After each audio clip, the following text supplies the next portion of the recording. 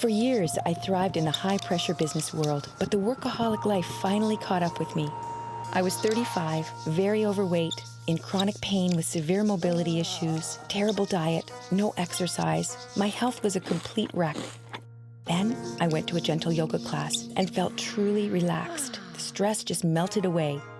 I went from a size 18 to a size 8. I stopped getting sick. Pain disappeared. I learned to open my heart and I felt happy for the first time in years.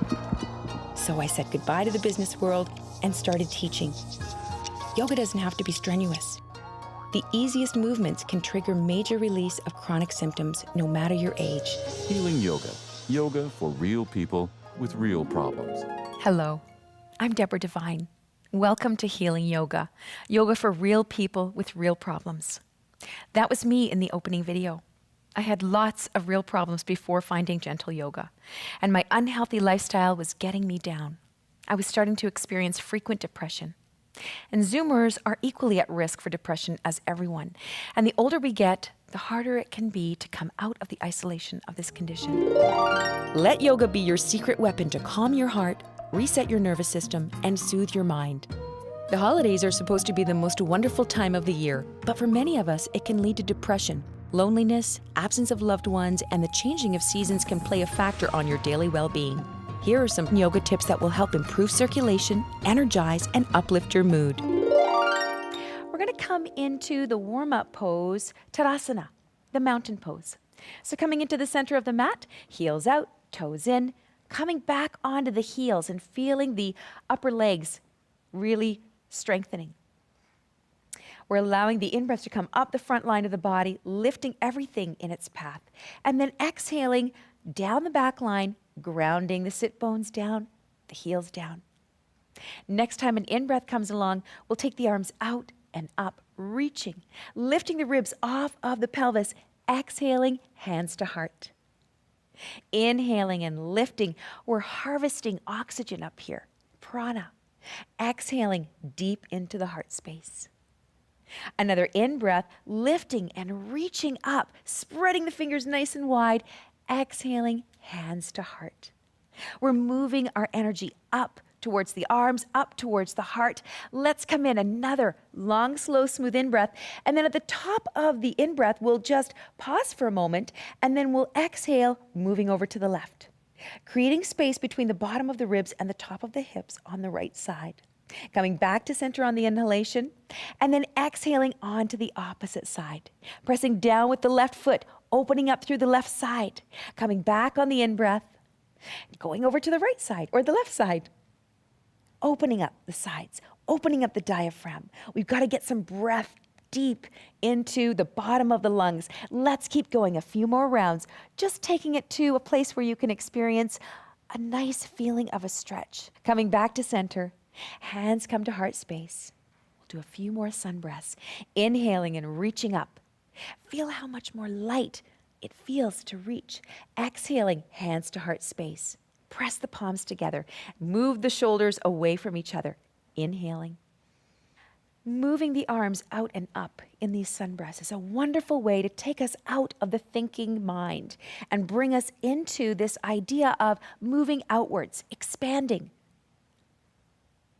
When we're in a depressed state, we want to come into a cocoon and using our arms to open up the heart chakra. We're starting to get more breath. We're starting to open up the heart center. We're starting to feel a little bit more alive and a little bit more connected to the outside world. We're going to be coming down into cow and cat. So we're on all fours, and Jennifer is going to protect her knees with a blanket or a rolled up towel would be wonderful for you as well. So the palms are wide on the mat, fingertips touching the outside edge. And the knees and the feet and the hips are in the same plane. We're going to take an exhalation and tuck the sit bones and tailbone underneath, dropping the head, looking through to the feet. Inhaling, tailbone and sit bones come up, and we drop the spine, opening the heart, and moving the gaze up. Exhaling, coming back into this arched Halloween cat, and then into our sacred cow, moving into the in-breath. Now, the next time an out-breath comes along, we're just going to wait for a moment, pressing the belly up to the front spine, And then the next time an out breath comes along, we'll take the left leg back. Take a few moments here if you need to get a little bit more stable in the pose here. If you feel ambitious, maybe you could take your right arm out and create this wonderful balance.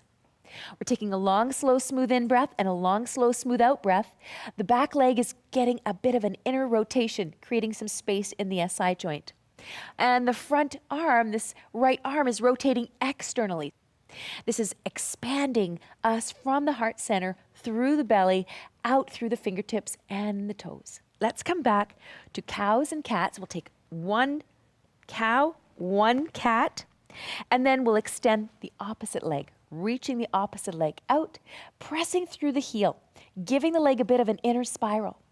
This is a wonderful way to get some length deep underneath the belly muscles, the belly organs, the psoas, that muscle that activates when we're engaging the fight-flight aspect of the nervous system.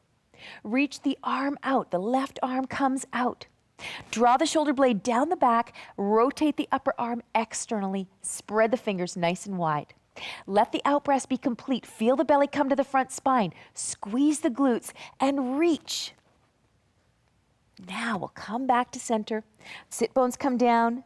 Belly comes up to the front spine. Broaden through the collarbones and press down through the base of the index finger. Now we're going to be coming into Shalabhasana, the locust pose. We come down onto the belly. And we go to the upper leg bones. We rotate the upper leg bones inwardly. So the knees point in, the feet point in. And we're up here on our elbows and we've got a little bit of a back bend.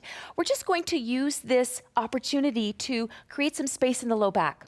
So we bring the bottom of the ribs away from the hips. And then we rest down. We rest our heart down. The arms can come out to the sides or down to the outside of the thighs. The palms are facing in. Now we're going to go to the pubic bone and the hip points and we'll press down.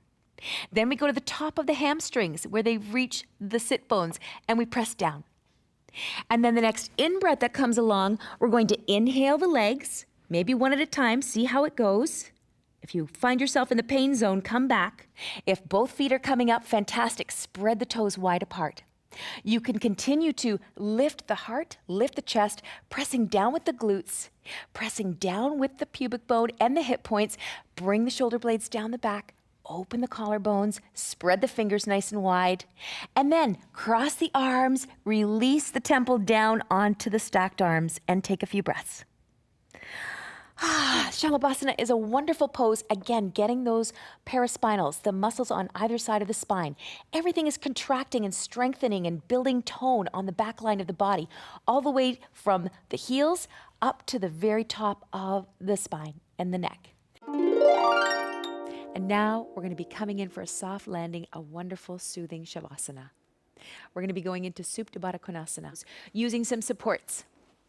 We're going to use a rectangular bolster. You could use a folded blanket or towel if you like.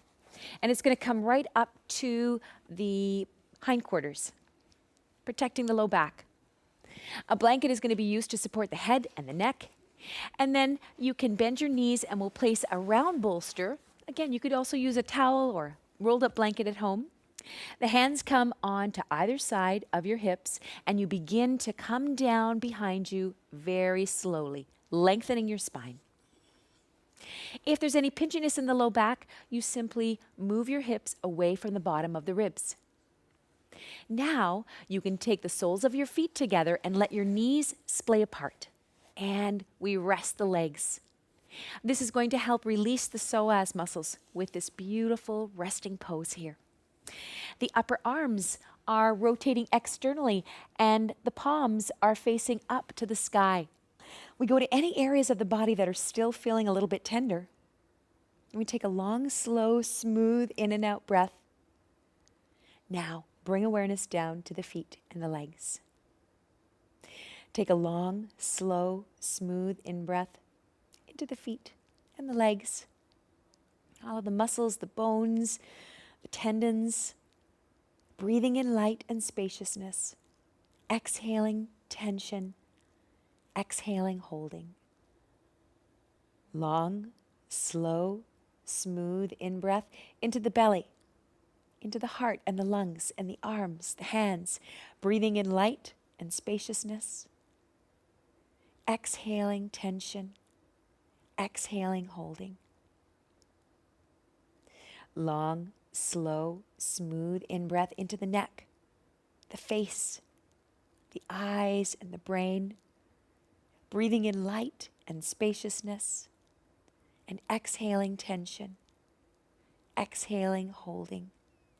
Then we take a long, slow, smooth in-breath into the entire body, breathing in light and spaciousness, and exhaling the last remnants of tension and the last remnants of holding.